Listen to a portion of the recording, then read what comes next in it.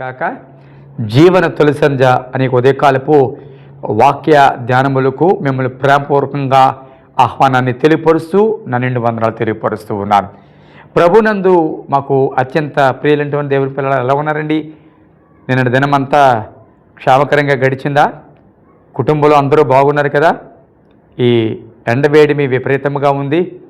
అయినప్పటికీ కూడా దేవుని కృప మీ ఎడల, మీ కుటుంబాల ఎడల ఆయన కనుపరుస్తూ మిమ్మల్ని భద్రపరిచి నడిపిస్తున్నారని నమ్ముతూ ఉన్నాను. మరి దేవుడు మనల్ని ఎంతగానో ప్రేమించి మరొక శ్రేష్టమైన దినాన్ని దేవుడు మనకు అనుగ్రహించి ఉన్నారు. ఈ దినమును బట్టి మనము ప్రభుకు ఎంత రుణస్థులమై ఉన్నాం. మరి ఉదయకాలము దేవుని సదులు ప్రార్థన చేసుకున్నారా?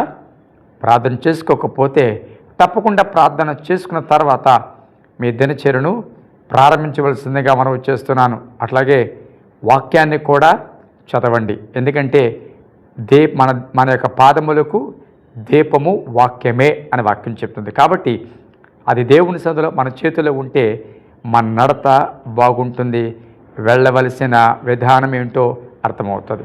ప్రియ దేవుని బిడ్డలారా, మరి ఈ ఉదయకాలపు వర్తమానాల ద్వారా మీరు బలపరచబడుతున్నట్లయితే తప్పకుండా షేర్ చేయడం మర్చిపోవద్దు.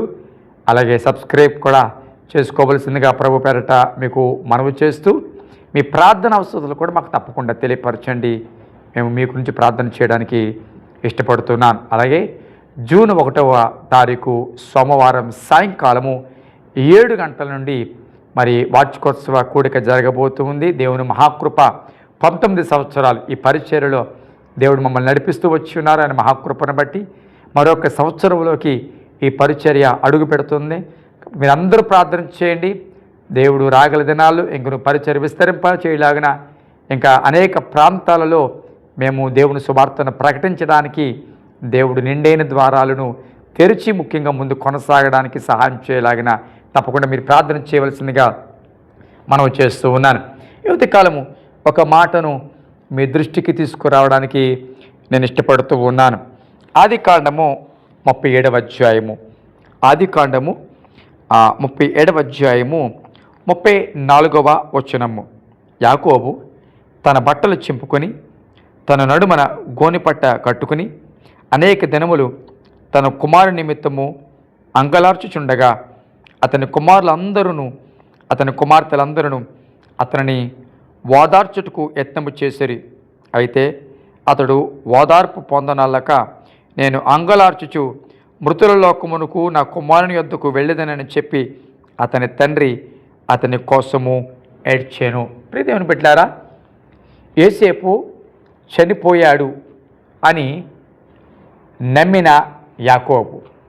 ఎందుకంటే యోసేపు యొక్క వస్త్రాన్ని రక్తంతో ముంచి ఆ రక్తపు వస్త్రాన్ని తీసుకొచ్చి యాకోబుకి చూపించినప్పుడు ఇది నీ కుమారుడిదైనా ఒకసారి చూడు అంటే దాన్ని చూచిన యాకోబు నిశ్చయముగా ఇది యోసేపుదే, నిశ్చయముగా యోసేపును ఏదో మృగము చీల్చివేసింది, అతడు చనిపోయాడు అని భావించి యాకోబు అంగలార్పు చేస్తున్నట్లుగా మరి దుఃఖపడుతున్నట్లుగా మనకి వాక్య భాగం కనబడుతుంది. ప్రియబిడ్డలారా, యాకోబుకు యోసేపు చనిపోయాడేమో అని ఆలోచన, చనిపోయాడని ఒక కన్ఫర్మేషన్కి యాకోబు వచ్చాడు.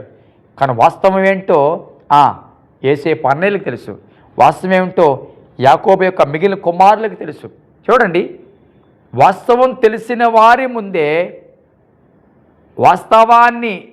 అవాస్తవాన్ని వాస్తవం అని నమ్మి, అనగా అబద్ధాన్ని నిజమని చెప్పి నమ్మి ఏడుస్తున్న తండ్రి అని యాకోబు కనబడుతున్నాడు. ప్రియబిడ్డలారా, అసలు యాకోబు అంతగా అంగలార్పుకు కారణం ఎవరు? అంతగా యాకోబును ఏడిపించింది ఎవరు? కుమారులు కాదంటారా? యోసేపు చనిపోయాడు అని వీళ్ళు చెప్పిన వారు కాదంటారా? యోసేపును తండ్రి దగ్గర రానివ్వకుండా యోసేపును గోవిలోకి తోసేసి మళ్ళీ తీసి ఐగుప్తులకి అమ్మేసిన వాళ్ళు వీళ్ళు కాదంటారా? ప్రియబిడ్డలారా, ఈ కుటుంబానికి దుఃఖ కారణం వీళ్ళే. యాకోబు దుఃఖానికి కారణం వీళ్ళే. ప్రియదేవుని బిడ్డలారా, నీ జీవితంలో కూడా ఒకవేళ నిన్ను బట్టే కుటుంబం దుఃఖపడుతుందేమో, ఒకవేళ నిన్ను బట్టి కుటుంబం అంతా అనుభవిస్తుందేమో, నిన్ను బట్టి నీ భార్య దుఃఖపడుతుందేమో, నిన్ను బట్టి ఒకవేళ నీ భర్త దుఃఖపడుతున్నాడేమో, పిల్లలు మిమ్మల్ని బట్టే మిమ్మల్ని కన్న మీ తల్లిదండ్రులు దుఃఖపడుతున్నారేమో. ఆలోచన చేయి. నువ్వు చేసిన కార్యాలు బట్టి, నువ్వు చేసిన అతిక్రమములు బట్టి, నువ్వు ఆడే అబద్ధాలను బట్టి, లేకపోతే స్థిరత్వం లేని నీ జీవితాన్ని బట్టి, వ్యసనాలకు లోనైపోయిన నీ బ్రతుకుని బట్టి, మందిరానికి రాని నీ స్థితిని బట్టి, లోపడకుండా జీవిస్తున్న నీ స్థితిని బట్టి ఒకవేళ దుఃఖపడుతుందనే మీ కుటుంబమో ఆలోచన చేయి. నీ కుటుంబానికి, నీ తల్లిదండ్రులకు నువ్వు సంతోషకరమైనగా ఉన్నావా, దుఃఖకరంగా ఉన్నావా? సంఘానికి సంతోషకరంగా ఉన్నావా, దుఃఖకరంగా ఉన్నావా?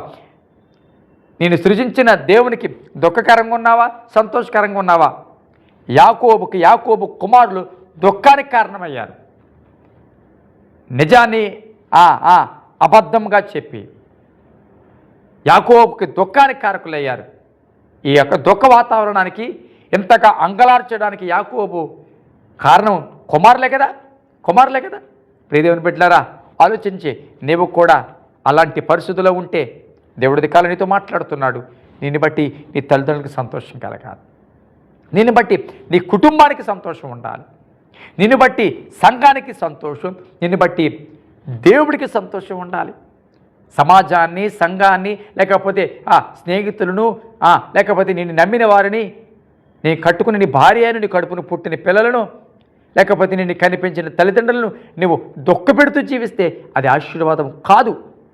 మార్పు చెందకుండా, చెప్పిన మాట వినకుండా, ఇంకా ఇష్టానుసారంగా బ్రతుకుతూ, వారిని ఎదిరిస్తూ, వారిని అవమానపరుస్తూ, అనేక సమస్యలకు కారణానికి నీ ఉంటూ, ఇంటి మీదకి సమస్యలు తీసుకొస్తూ, మనశ్శాంతి లేకుండా చేస్తూ, భార్య నీ గురించి ఎంతో ప్రార్థన చేస్తూ ఉంటే, విచ్చలవిడిగా తిరుగుతున్న నీ జీవితాన్ని బట్టి కాదు నీ భార్యకి దుఃఖం.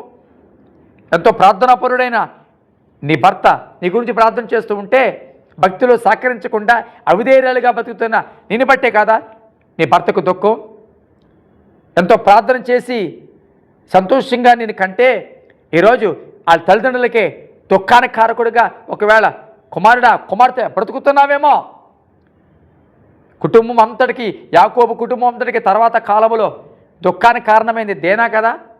ఆమె వెళ్ళకూడని ప్రాంతాలకి వెళ్ళడం, ఒంటరిగా వెళ్ళడం ఆ దుఃఖానికి కారణం కాదా? దేవుని బిడ్డలారా, ఈ మాటలు వింటున్న నీ జీవితంలో కూడా నువ్వు దుఃఖానికి కారణం కాకూడదు సుమి, కుటుంబానికి సంతోషానికి కారణం కావాలి. నువ్వు ఎవరైనా సరవచ్చు, భర్త అయినవచ్చు, భార్య అవ్వచ్చు, పిల్లలు అవ్వచ్చు. నువ్వు కుటుంబానికి సంతోషదాయకంగా ఉండేది కాక. ప్రార్థన చేద్దాం. పరిశుద్ధమైన తండ్రి, ఈ పరిశుద్ధ నామానికి స్తుతులు స్తోత్రాలు చెల్లిస్తున్నా. ప్రేమించే పర్వతనిమిచ్చో ఉదయకాలం మీరు మాట్లాడుతూ ఉన్నారు. అయ్యా, కుటుంబానికి మేము సంతోషకరంగా ఉండాలి, తల్లిదండ్రులకు మేము సంతోషకరంగా ఉండాలి, సంఘానికి, సమాజానికి నీకు మేము సంతోషం తెచ్చే పిల్లలుగా ఉండాలి. మమ్మల్ని బట్టి కుటుంబం కానీ, మమ్మల్ని బట్టి ఎవరు కానీ దుఃఖపడకూడదు నాయన, అట్లాగ మేము ఉండకూడదు నాయన. అయ్యా, అబద్ధాన్ని నిజమని చెప్పి చాలా సంవత్సరాలు యాకోబు కన్నీరు కార్చడానికి, అంగలార్చడానికి అయ్యా యాకోబు కుమారులే కారణమైనట్లుగా కుటుంబాలు పాడైపోవడానికి, అయ్యా తల్లిదండ్రులు బలహీనమైపోయి, అయ్యా నాయన స్తోత్రాలు, కట్టుకున్న భార్య కృంగిపోవడానికి కారణంగా ఎవరు ఉండకూడదని ప్రార్థన చేస్తాం. బలహీనలు బలపరచండి, అనారోగ్యంగా స్వస్థపరచండి. గర్భిణీ స్త్రీలు జ్ఞాపకం చేసుకోండి, గర్భాలకు ఎదురు చూస్తున్న వారు జ్ఞాపకం చేసుకోండి, ట్రాన్స్ఫర్ కొరకు ఎదురు చూస్తున్న జ్ఞాపకం చేసుకోండి, ఇతర దేశాల్లో వారు జ్ఞాపకం చేసుకోండి, వివాహాల కొరకు ఎదురు చూస్తున్న వారు జ్ఞాపకం చేసుకోండి. ఈ వాతావరణానికి తట్టుకునే శక్తిని వృద్ధాప్యులు, పిల్లలకి అందరికీ దయచేయండి. ఈరోజు దినచర్య ఎంతట్లో మీరు తోడు నడిపించమని, మహిమ పొందమని యేసు నామమున తండ్రి, ఆమేన్.